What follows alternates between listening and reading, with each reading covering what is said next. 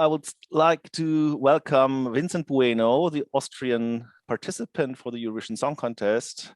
First of all, how do you do in these crazy times of Corona? Is everything all right with you? Are you healthy? Are you in a good mood?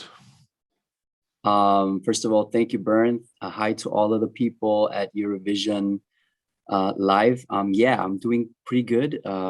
Today is the birthday of my daughter. She's 7 years old. Oh, And happy birthday then. Send her all the wishes. Thank you so much. Yeah, I feel a little tired because I've been doing a lot of music at night and sleeping not so much, but I'm trying to keep fit actually.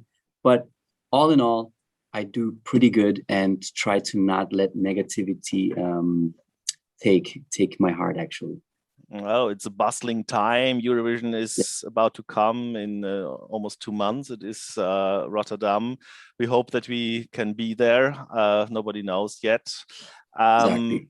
You have been chosen last year already by the Yeah. Austrian broadcaster ORF.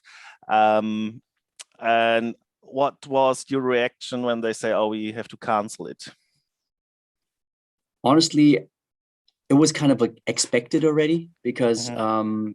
that was the time when Corona really took its toll and where lockdowns were taking place all over the place in Europe. So we were like the team was like thinking, okay, if it really is going to happen, it's going to be really dangerous. So we were kind of expecting it with a very heavy heart, of course. Um, we were disappointed not because of Corona. Of course, it's a bummer, but it's more the all of the work and all of the everything that we put into it and all of the investments and everything were just it just didn't happen anymore for us. So we were like yeah, it was very emotional, but at the same time I think it was just the best for all of us, for all of the singers, also for Eurovision, so Mm. safety is more important. But you belong to the lucky ones who have been directly nominated for the next year. So for this year, 2021. Not every other singer from last year has that much luck. So I think, do you think that this situation gave you more pressure for a new song, a better song, or that you have to improve, or? Mm-hmm. Well, first of all, here with a really, I am super thankful and glad and humbled by uh, ORF choosing me again. I don't take this for granted at all. And, every artist has actually deserved to be on a platform like this. So I'm really, really, really glad and super thankful, as I said. Yeah, pressure is here, I think with that being said, it's that pressure of um actually staying happy in all of this ride, because at the end of the day, yes, it's a contest, is something yeah, performance wise, we are all professionals, since we are doing this for a living. Everyone who's actually in the contest is actually has been a singer ever since. So just because we are in a situation where we are being judged by, actually, yes, it's the whole package that we're being judged by, and not just only a performance, and not just only, it's all a tactical thing at the same Yeah. time, and it's timing and but at the same time, I don't want pressure to actually influence me way too much. What actually I did enjoy for this year is the choosing of another song, which is actually not my own composition, and it's the first time where I feel like, wow, it's that song that actually found me. It's Yeah, slower than the than Alive. Amen is a yeah, kind of well, ballad somehow, a powerful ballad. Do you feel Yeah. confident with this song, or which song do you prefer personally, Alive or Amen? Honestly, every song has its own strengths, and every single song has individual messages. And I think if you've been given the chance to present your country 2 times, it's actually like almost like it's like a concert, you know. Either you pack the concert with a lot of up tempos, or you do it with a lot of ballads, or you kind of give it a balance, like, okay, I present you this first, and then a slower song first. So I felt like it really was more important for me, for the people to be touched this time, rather than to have a funky song that I actually always prefer. You know, I prefer to be funky and dancey, but I think it's the greatest opportunity to show people, hey, I could do this, but it's more important for me to go into the hearts of the people right now first. So yeah, actually there are more fast songs, up-tempo numbers this year, so I think ballads are a little bit in the minority, so I think can be taken as a plus, having a ballad, from my personal point of view and my experiences. But you probably know that there's a Slovenian song called Amen as well, by the lovely singer Anna Skolic. Do you think, luckily you're separated into semifinals, so, but if you both qualify, there are 2 amens in the final. Did you think of it, or doesn't you bother? It's really awesome, because I think you know, that word amen is such a strong word, and even personally in my life, but at the end of the day, you know, it's a beautiful coincidence. And it just actually gives her and me personally a little bit of a boost to be talked about. I think it's cool. It's cool. Yeah, cool. Does this song have something religious, or because in the lyrics it says it's just another funeral to you, or how is it meant? Can you explain that? I think the metaphoric aspect of the song is really genius. That's why kudos to all of the songwriters in the boats. And amen is a religious word. Yes, we know that. And it actually says, so shall it be. It's actually heard after every prayer. But this type of amen we describe is actually kind of like a feeling that comes out of the deepest depth of grief, or of sadness and anger, and actually saying, yeah, okay, all right, if you want it like this, is this what you want, then so be it.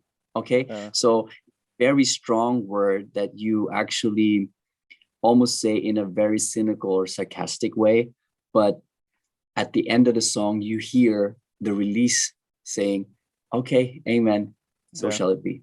Because it's actually the acceptance of letting go, and also the struggle of not accepting so much, but you just say things, you know, once you're emotionally affected by something, you know.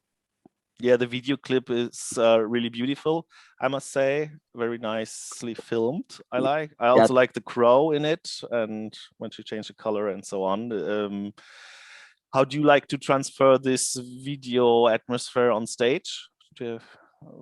Well, I think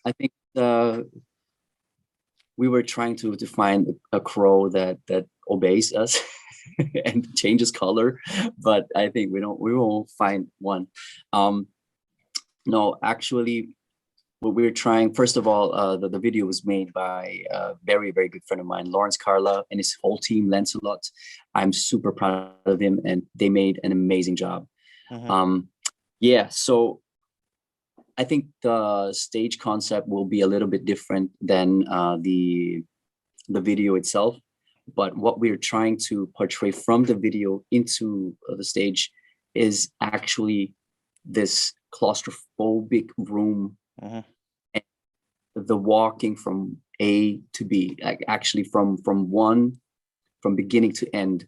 It's kind of like we're trying to portray the significance of a struggle, of an acceptance, and of hope. So it's like these three aspects we're trying to put into a walk and into a way from A to B with different light moods. Yeah.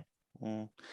As a musical singer, you are used to different stages, different sceneries on stage, different roles. You've been acting in Jesus Christ Superstar, Grease, and you've even played the Phantom and Phantom of the Opera. Do you feel scared to go on stage in front of 200 million TV spectators, or are you used to have the audience and you're just cool? No, I think every time I have to go on stage, there's this certain kind of humility that comes. I think that's really important. If you feel like, okay, I do this and I'm the shit. Sorry for my word, but No. if you feel like that's exactly how. If you are too arrogant, let's say like this, then the fall is way too deep. I feel you have to be really humble and say, every single performance that you have is an opportunity to touch people. And since you are not in the studio, you will be always human. Yeah. And there's just a few people that are pitch perfect in this world. And, we are always aiming for perfection, but no one is perfect. So that's why I think the aim for perfection makes you very humble and human. And I am still nervous, yeah. And especially when it comes to Eurovision, I think it's such an historical event that I try to not think about it too much. Once I'm on stage, I'm gonna focus to be in the zone. That's what I call it. I want to be in the zone so that I can totally actually just be focusing on what I have to do right here and right now. I don't care. Actually, I care about all of these millions of people, but more I want to serve the song, the emotion that it needs. You also gained some experiences as a backing singer in 2017 with Nathan Trent. Exactly. Yeah. So did you make good experiences with that, or did you like the atmosphere of the Eurovision bubble? Honestly, that was the first touch that I had with that Eurovision bubble, and I really appreciated that moment, and that actually Nathan was asking me to do it, and just being in the background and seeing what actually happens in a normal case scenario Eurovision was kind of frightening because all of the talking, all of the interviews before your actual performance, that's quite tiring for the voice. And then be expected to sing flawlessly. This whole let's say this whole Eurovision ride is actually not the healthiest for your voice to actually be in the best shape ever. But I think it's the whole package you're signing for, so I think this whole vibe and all of the atmosphere, all of the events are just not going to happen this year, which actually I do appreciate very much, because I'm actually very shy when it comes to I'm very, very shy when it comes to press conferences and too much pictures and stuff like that. I mean, I can work with it, but one of a sudden I become an introvert, and that's not good. Yeah, and it gives you a lot of pressure, definitely. Yeah, of course. And this Eurovision found me too. I must say, actually. Yeah, you're a Vienna boy, born in Vienna and raised, and your parents are from the Philippines, and you also appeared in the Philippine television as well. So, do you know if the Filipinos are interested in Eurovision? Will they follow you? Do they know that you are representing a country there, or is it? In fact, yeah. Well, the Filipinos, I think not the masses know about Eurovision, but there's a community that I really appreciate, that really digs that. Like really, people. I mean, we have our own celebrities in the Philippines, and Yeah.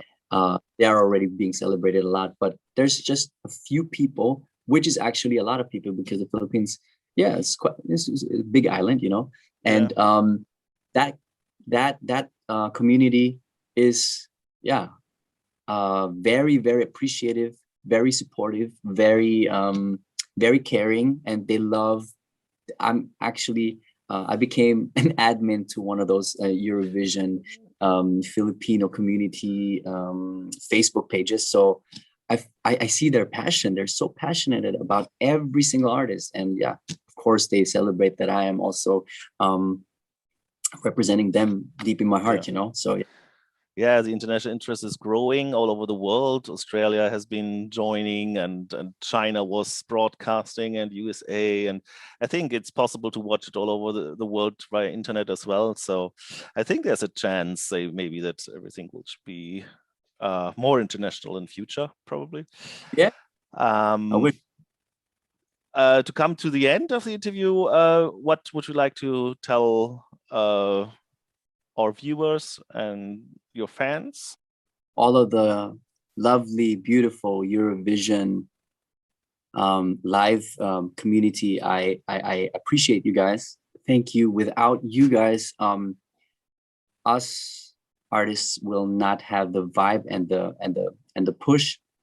And I just appreciate so much the passion that the whole Eurovision community brings. You know, it's a very passionate community.